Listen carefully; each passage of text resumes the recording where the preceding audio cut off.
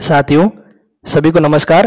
आज के छोटे सेगमेंट में हम राजस्थान के एक लोकप्रिय व्यावसायिक नृत्य भवई नृत्य के बारे में चर्चा करेंगे। जैसे कि सभी जानते हैं, राजस्थान में कई प्रकार के व्यावसायिक नृत्य प्रचलित है और उन्हीं में से एक महत्वपूर्ण लोक नृत्य आपके भवई नृत्य। तो इसके महत्वपूर्ण जो बिंदु है, महत्वपूर्ण आयाम है, उनको लेकर आज हम चर्चा करेंगे। सबसे पहले देखते हैं आपके भवई नृत्य है क्या। तो जो राजस्थान का आपके दक्षिणी पश्चिमी क्षेत्र है, उदयपुर और मेवाड़ वाला भाग, उसमें मूलतः जो भवाई जाति है, उस भवाई जाति के पुरुषों के द्वारा किया जाने वाला एक व्यावसायिक लोक नृत्य है, जिसको हम भवाई नृत्य के नाम से जानते हैं। हालांकि वर्तमान में महिलाओं के द्वारा भी अब ये लोक नृत्य किया जा रहा है और अब एक व्यावसायिक लोक नृत्य बन चुका है। जब भवाई लोक नृत्य की शुरुआत की जाती है, तो जो भवाई नर्तक होते हैं वे भूंगल या भेरी जो वाद्य यंत्र होता है, उसको बजाकर लोगों को सूचना देते हैं। तो आप समझ चुके हैं कि भवाई नृत्य किस क्षेत्र में प्रचलित है और किन के द्वारा किया जाता है। अगर हम भवाई नृत्य की विशेषताओं की ओर गौर करेंगे, तो हमें यहाँ पर विभिन्न प्रकार की शारीरिक क्रियाएं नजर आती है। जैसे थाली के किनारे पर नाचना, सिर पर मटका रखकर नाचना, मुंह से जमीन पर रखे रुमाल को उठाकर नाचना, तलवार की धार पर नाचना, ये समस्त प्रकार की शारीरिक क्रियाएं इस नृत्य के दौरान की जाती है। जैसे कि आप इस चित्र में देख पा रहे हैं कि किस प्रकार से एक महिला आपके सिर पर मटके रख के इस नृत्य का प्रदर्शन कर रहे हैं। इसमें भी देखिए आपके मटकों के साथ नृत्य का प्रदर्शन किया जा रहा है। इस चित्र में देखिए आपके मुंह से रुमाल उठाकर इस नृत्य को प्रस्तुत किया जा रहा है। यहाँ पर भी मटके रखकर इस नृत्य को प्रदर्शित करने का प्रयास किया जा रहा है। इन चित्रों में भी आप देखिए।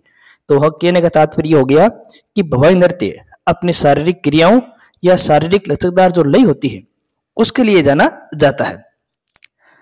अगली अगर विशेषता हम इस लोक नृत्य की देखेंगे, तो इस भवाई लोक नृत्य में कई प्रकार के जो नाटक या नाट्य होते हैं, उनके कथानक या जो उनके नाच होते हैं कथानक से जुड़े, वह भी प्रस्तुत किए जाते हैं।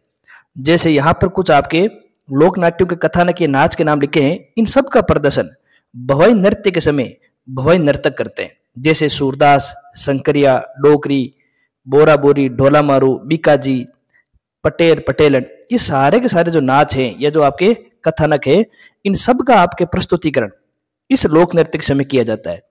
जैसे मैंने यहाँ कुछ आपके ये नाच लिखने की कोशिश की, जैसे आपके बोरा बोरी। इसके प्रस्तुतिकरण में बताया जाता है कि प्राचीन काल में किस प्रकार की जो महाजनी प्रथा थी और जो महाजन किस प्रकार से ब्याज लेकर लोगों का शोषण करते थे, उसका प्रस्तुतिकरण किया जाता है। जैसे जो डोकरी कथानक है, उसमें अनमेल विवाह के बारे में बताया गया है कि लालच भगर किस प्रकार से लोग अनमेल विवाह करते हैं।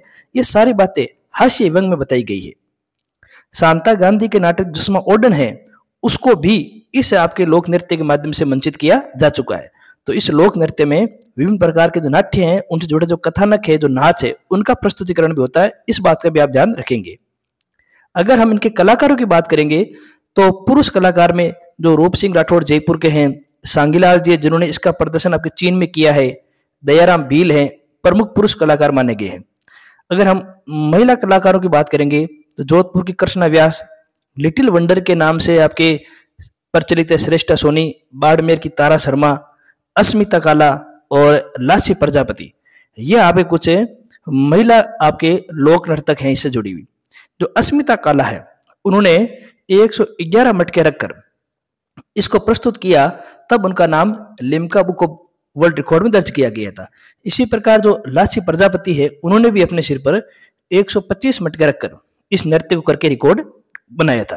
तो यहाँ पर आपके कुछ पुरुष आपके कलाकारों के नाम और कुछ महिला कलाकारों के नाम भी मिल गए हैं। एक और बात आप ध्यान रखेंगे, इस कला आपके जो लोक नृत्य है, उसके प्रवर्तक कौन है। तो आप सभी जानते हैं कि वर्तमान के जो केकड़ी क्षेत्र है, जो अजमेर में आता है, वहां के जो बागोजी जाट है, जो बागोजी जाट है, बागोजी जाट को इस भवाई लोक नृत्य के आपके प्रवर्तक माने जाते हैं। तो इस बात का भी आप ध्यान रखेंगे। तो आज की सेगमेंट में हमारे अनुसार आपको भवाई नृत्य से जुड़ी हुई महत्वपूर्ण बातें बताई गई है। अगले सेगमेंट में किसी और आपके नृत्य के बारे में आएंगे, किसी और विषय वस्तु के बारे में आप बताएंगे। तब तक के लिए धन्यवाद।